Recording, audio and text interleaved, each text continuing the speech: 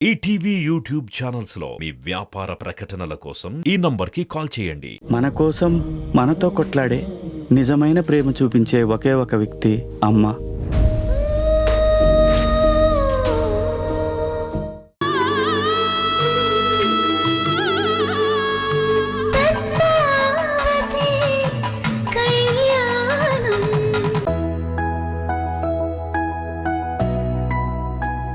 ఇది చూడండమ్మా, చాలా బాగుంటుంది. మంచి కలర్ బాగుంటుంది. వైష్ణవి, ఏంటండి? నిన్న తెప్పించిన స్టాక్ కి డబ్బులు పంపించమని పంపించావా? ముందే పంపించేశానండి. సరే, ఒకసారి స్టాక్ ఎలా ఉందో చెక్ చేసుకో. ఏదైనా ప్రాబ్లం ఉందనుకో రిటర్న్ చేద్దాం. అలాగే అండి. ఇది చూడండమ్మా, ఇది బాగుంటుంది.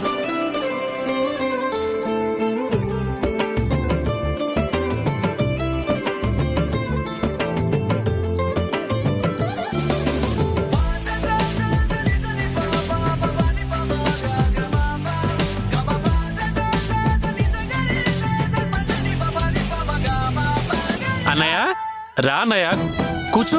ఏంటి ఇలా వచ్చావు? కాఫీ ఏమైనా తెప్పించమంటావా? ఏమక్కర్లేదురా. షాప్ ఎలా నడుస్తుంది? గిరాకీ బానే అవుతుందా? మొన్ననే కదా అన్నయ్య స్టార్ట్ చేశాం. ఇంకా జనాలకి తెలిసినట్లేదు. కానీ పర్లేదన్నయ్య, కౌంటర్ బానే అవుతోంది. మెల్లిమెల్లిగా పుంజుకుంటుందిలేరా. కానీ ఒక్క విషయం మాత్రం నువ్వెప్పుడూ మర్చిపోవద్దు. ఏంటన్నయ్య అది? నమ్మకం. అవునరా, ఏ వ్యాపారమైనా 3 పువ్వులు 6 కాయలుగా సాగాలంటే దానికి ప్రధాన పెట్టుబడి డబ్బు కాదు, నమ్మకం. వీలైనంత వరకు కస్టమర్లకి నువ్వంటే నమ్మకం కలిగించు. ఆ తర్వాత బిజినెస్ ఆటోమేటిక్గా అదే జరుగుతుంది. అలాగే అన్నయ్య, తప్పకుండా. అవునన్నయ్య, అంతే. బావగారు, ఎంతసేపు అయిందండి మీరొచ్చి? ఇందాకే వచ్చానమ్మా. రండి, కూర్చోండి. కూర్చోండి అన్నయ్య. రండి బావగారు, కూర్చోండి.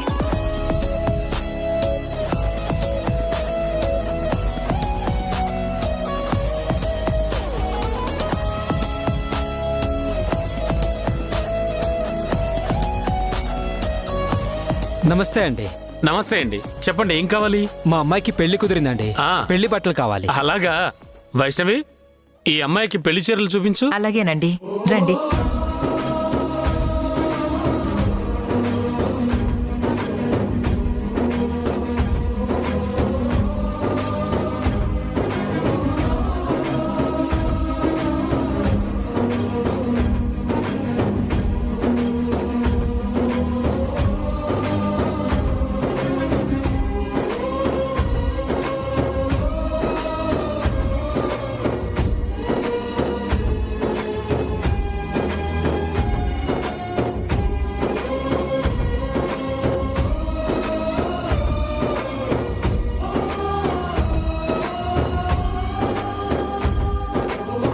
ఈ 3 తీసుకెళ్లి కౌంటర్లో ఇవ్వండి, బిల్ వేస్తారు. అలాగే.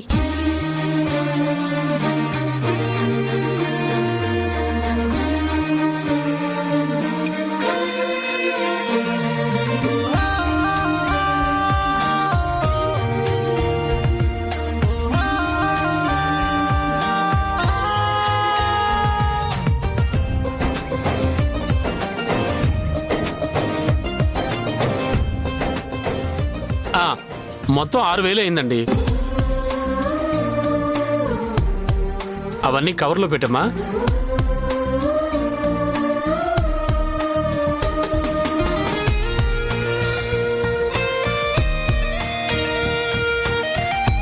ఏంటండి, ఏమైంది? అయ్యో, నా దగ్గర 5,000 ఉన్నాయండి. 1000 రూపాయలు తక్కువగా ఉన్నాయి. తర్వాత తెచ్చి ఇవ్వమంటారా? లేదండి, కొత్తగా పెట్టిన షాపు, ఇప్పుడిప్పుడే అప్పు ఇవ్వట్లేదు. కావాలంటే ఒకసారి వదిలేసి వెళ్ళండి. అయ్యో, దయచేసి అలా అనకండి బాబు. మా అమ్మాయి పెళ్లి పెట్టుకున్నాం. మళ్ళీ షాపుకి రాలేవు. ఈ ఒక్కసారికి ఇవ్వండి. ఈ పక్కనే మా ఇల్లు. ఖచ్చితంగా తీసుకొచ్చేస్తాను. లేదండి, అలా ఇవ్వడం కుదరదు.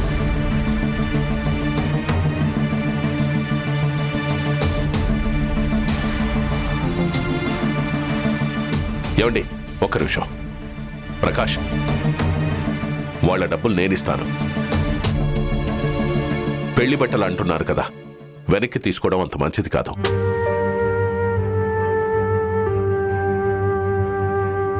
ఆడపిల్ల పెళ్ళంటే ఎలా ఉంటుందో ఓ తండ్రిగా నాకు తెలుసు.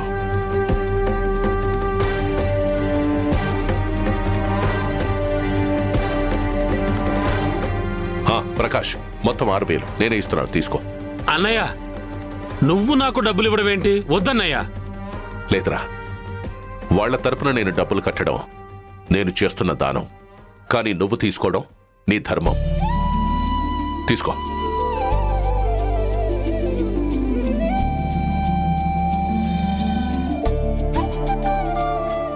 ఇటీవమ్మా. అన్నయ్య,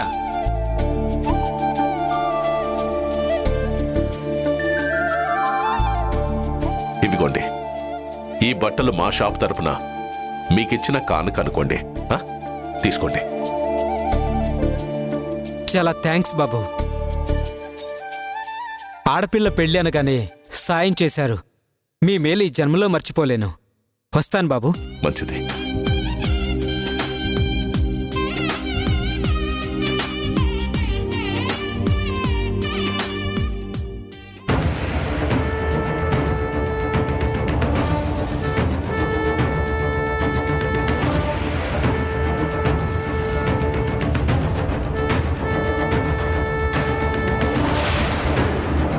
వీడొచ్చాడేంటి? ఏయ్, తప్పుకో.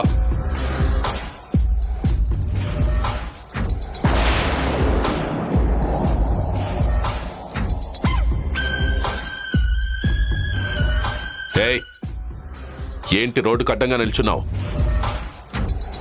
నువ్విలా దారి కడ్డంగా నిలబడితే వచ్చే పోయే వాళ్ళు ఎలా వెళ్తారనుకుంటున్నావు? తప్పుకో. తప్పుకోకపోతే తప్పించాల్సి వస్తుంది.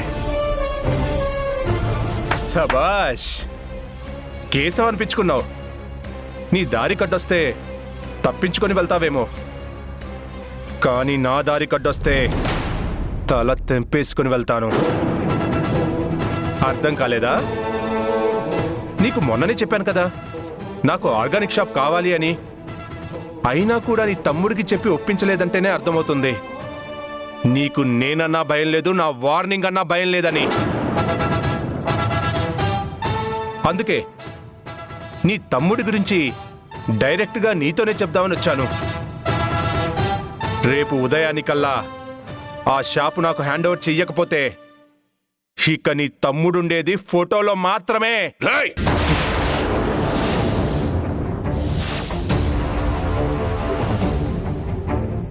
నువ్వు ఎన్ని మాటలన్నా మౌనంగా వింటున్నానంటే నాకు చేతకాక కాదు.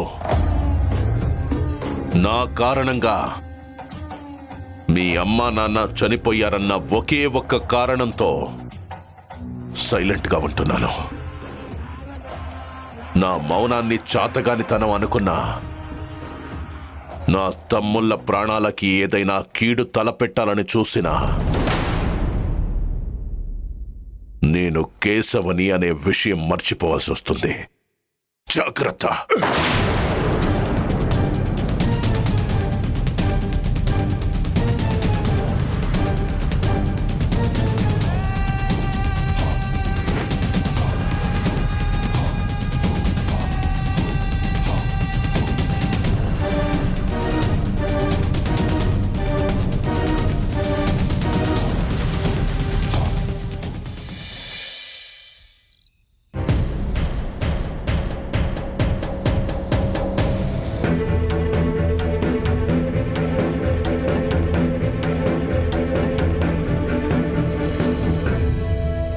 యాండి, కాఫీ తీసుకోండి. వద్దులే మహాలక్ష్మి. అదేంటండి, ఇందాక మీరే కదా అడిగారు, ఎంతలో వద్దంటున్నారు? తీసుకోండి. అప్పుడు తాగాలనిపించింది, అడిగాను. ఇప్పుడు తాగాలనిపించట్లేదు. వద్దని చెప్తున్నాను కదా. నువ్వు వెళ్ళు. వెళ్తానండి, కానీ వెళ్లే ముందు ఒక మాట అడగాలి అనుకుంటున్నాను. ఏంటది? మీరు ఉదయం బయటికి వెళ్ళి వచ్చినప్పటి నుంచి అదోలా ఉన్నారు. ఏం జరిగిందండి? ఏదైనా సమస్య? అలాంటిదేం లేదులే మహాలక్ష్మి. ఏమీ లేదు అని మీరు అంటున్నా గానీ ఏదో ఉందని నా మనసు కనిపిస్తోంది. చెప్పండి, ఏం జరిగింది? బా ఏం జరగలేదని చెప్తున్నాను కదా. నువ్వు వెళ్ళు, నీ పని చూసుకో. వెళ్ళు వెళ్ళు.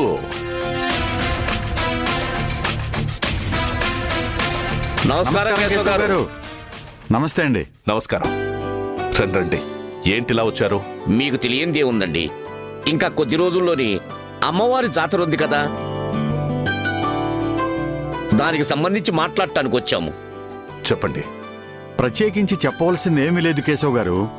మన అమ్మవారు 2 ఊర్ల మధ్యలో వెలిసిన దగ్గర నుంచి జాతర విషయంలో గాని గుడి విషయంలో గాని ఎలాంటి గొడవలు జరగకుండా ఉండాలని మన 2 ఊర్ల పెద్దల సమక్షంలో నియమం పెట్టుకున్నాం.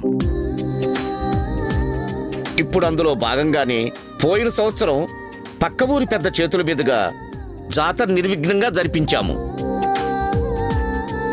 ఈసారి ఆ జాతర బాధ్యతలు మన ఊరి పెద్దలకు అప్పగించాలని వాళ్ళు ఫోన్ చేశారు.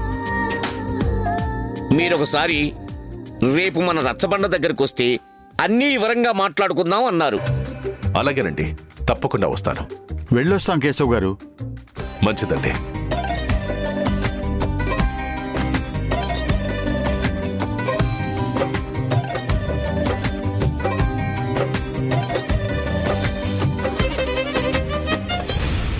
పద్మావతి, పద్మావతి ఏంటి ఎక్కడుంది?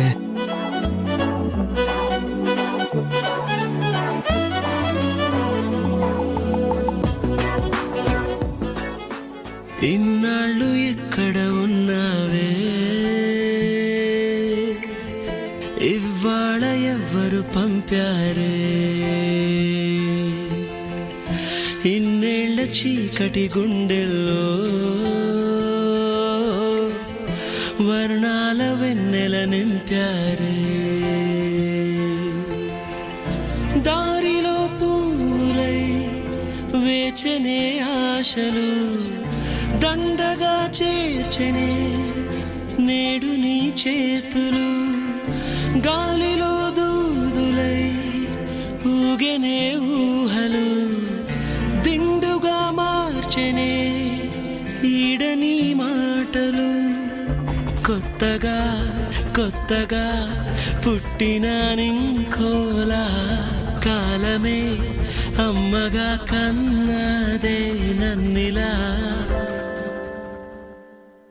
సరదాగా కాసేపైన సరిజోడై నీతో ఉన్నా సరిపోదా నాకీ జన్మకి, చిరునవ్వే ఓసారైనా చిగురించా లోకంలోన, ఇది చాలే పుడి కొమ్మకి.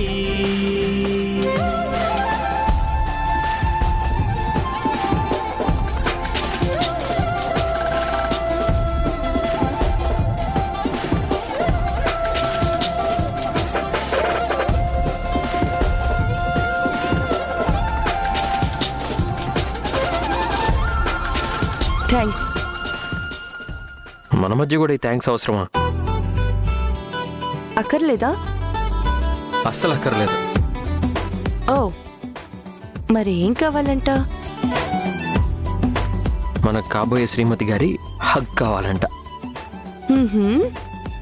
కానీ పెళ్ళికి ముందు అలాంటివి కుదరవు.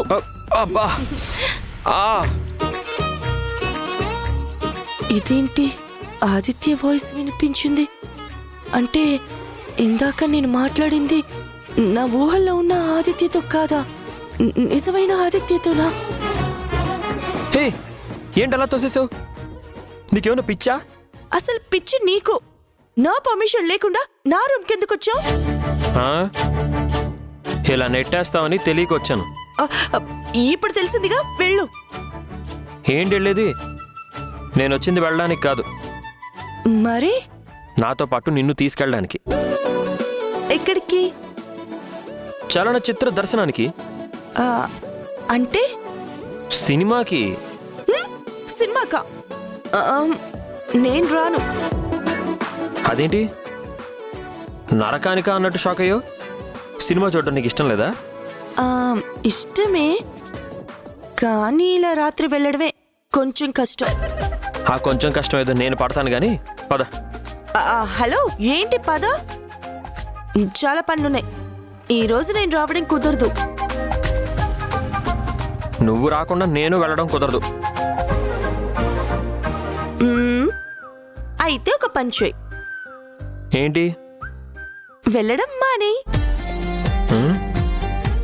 అంతేగాని వస్తానని మాత్రం చెప్పావు కదా. చెప్తాను, కానీ నేను రెడీ అయ్యేంత వరకు ఓపిగ్గా వెయిట్ చేస్తానంటేనే చెప్తాను. నువ్వు వస్తానంటే ఎంతసేపు రెడీ అయినా నేను ఇక్కడే కూర్చొని నీ కోసం ఎదురు చూస్తూ ఉంటాను. నువ్వు ఎదురు చూడ్డానికి నాకింకా కొన్ని పర్మిషన్స్ కావాలి. పర్మిషనా? ఎవరి పర్మిషన్ కావాలి? బామ్మ, బాబాయ్, అత్త అందరి పర్మిషన్ కావాలి. తెలుసు, నువ్వు ఇలాంటి లిటిగేషన్స్తో టైం వేస్ట్ చేస్తావని తెలిసే ముందే అందరి పర్మిషన్ తీసుకుని వచ్చాను. నువ్వు మాత్రం తప్పించుకునే ఛాన్స్ లేదు. పద పద. ఉండు, తల దువ్వుకొని. సరే దూకో.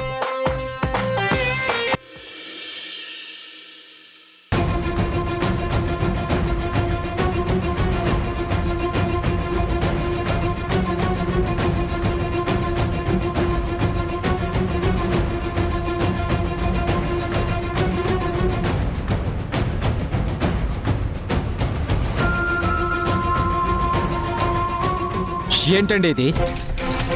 మాట్లాడాలని పిలిచి అందరిలా మౌనంగా ఉంటే ఎలా? ఈ సమస్యకి ఏదో పరిష్కారం చెప్పండి, లేదంటే మేం చెప్పింది దానికి ఒప్పుకోండి. ఏంటి లోకనాథ్ గారు ఒప్పుకునేది? అసలు ఏం మాట్లాడుతున్నారు మీకైనా అర్థం అవుతుందా? నాకు అర్థమైంది కాబట్టి అంటున్నాను. ఏంటండి అర్థమయ్యేది? ఇన్ని సంవత్సరాలుగా లేనిది కొత్తగా నియమాలు ఉల్లంఘించడం ఏమిటి? అవును, ఇది పద్ధతి కాదు. అమ్మవారు వెలిసి 40 ఏళ్లు కావస్తుంది. ఎప్పుడైనా ఇలా పద్ధతులు మార్చడం జరిగిందా? అందుకే కదండి ఇప్పుడు మారుద్దామనేది. సాంప్రదాయాలైనా పద్ధతుల్లో మార్పులనైనా ఎవరో ఒకరు చేస్తేనే కదా కొత్తగా మారేది. అందుకే మనం చేద్దామంటున్నాను. చూడండి లోక్నాథ్ గారు, మీకు మా ఊరి పట్ల వివక్ష ఉంటే దాన్ని ఇంకో విధంగా చూపించుకోండి. అంతేగాని ఇలా అమ్మవారి జాతర విషయంలో అడ్డుగా మారడం ఏం బాలేదు. నేనేం అడ్డుగా మారడం లేదు కేశవ్ గారు. అందరూ అనుకున్నదే చెప్తున్నాను, అందరూ మెచ్చేదే చెప్పాను. అంటే ఏంటి మీ ఉద్దేశం? నాకు ప్రత్యేకంగా ఉద్దేశాలేం లేవు ఆదిత్య. పోయిన సంవత్సరం అమ్మవారి జాతర నిర్విఘ్నంగా జరిగింది. ఎందుకు? మా ఊరి జనాల చేతుల మీదుగా జరిగింది కాబట్టి. అంతకంటే ముందు సంవత్సరం ఏం జరిగిందో అందరూ చూశారు కదా. దొంగతనాలు, కొట్లాట్లు. ఎందుకు? మీ ఊరి జనాల చేతుల మీదుగా జరిగింది కాబట్టి. మళ్ళీ ఈసారి కూడా అలాంటి పరిణామాలు చోటు చేసుకోవద్దని నేను చెప్తున్నాను. అంటే ఎవరో చేసిన తప్పుకి మా ఊరాళ్లే కారణం అంటారా? నేను అనాల్సిన అవసరం ఏముంది ఆదిత్య? అదే నిజం కదా. అయితే ఇప్పుడేమంటారు? మళ్ళీ ఈ సంవత్సరం జాతర ఎవరు జరిపించాలనేది దేవాలయ కమిటీ ఎన్నుకుంటారు. మీ ఊరి తరపున మీరు నిలబడండి, మా ఊరి తరపున నేను నిలబడతాను.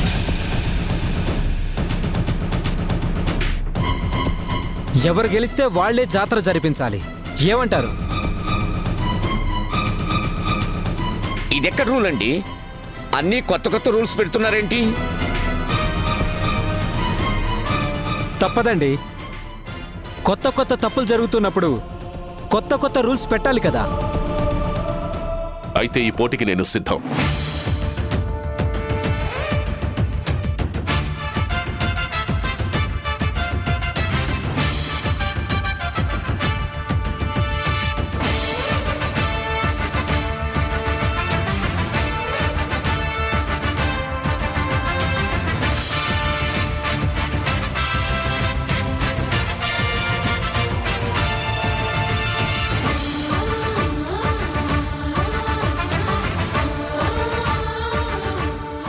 అమ్మవారు జాతరకు సంబంధించి ఏర్పాటు చేసిన ఎలక్షన్ విజయవంతంగా పూర్తయింది.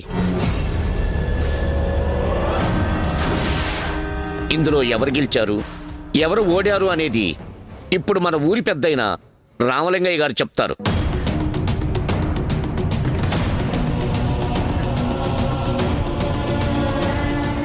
ఈ పోటీలో విజయం సాధించిన వ్యక్తి పేరు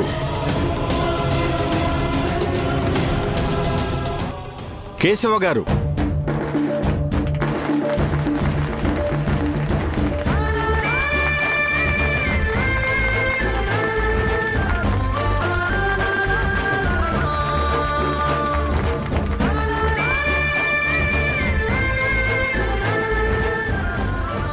ఇప్పటికైనా అర్థమైందా న్యాయమే గెలుస్తుందని?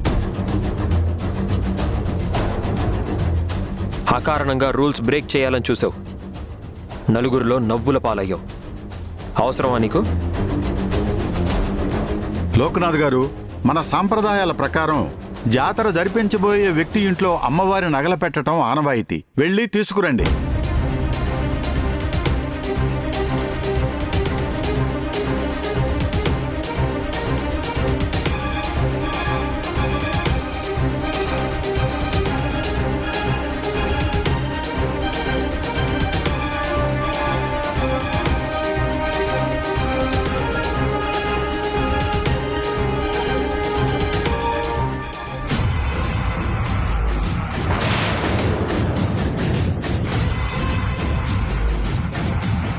అమ్మవారి నగలు చందా కింద మా ఊరి తరపున జమ చేసిన 25 లక్షలు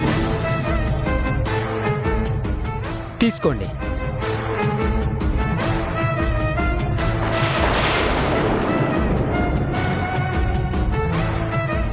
ఆదిత్య, తీసుకో.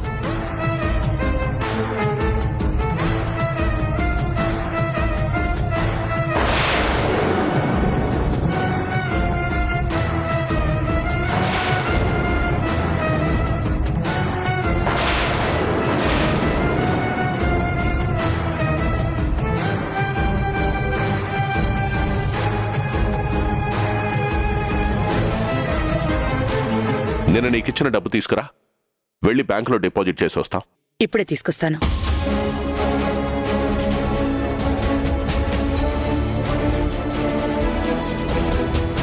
అక్క, ఏంటక్క ఎందుకు అంత టెన్షన్ పడుతున్నావు? నేను ఇక్కడే 25 లక్షలు నగలు పెట్టాను వైష్ణవి. తీరా చూస్తే అవి ఇక్కడ కనిపించట్లేదు.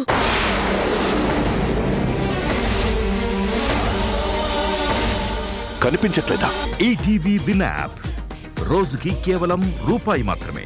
ఇప్పుడే ఈటీవీ విన్ యాప్ డౌన్లోడ్ చేసి సబ్స్క్రైబ్ చేయండి.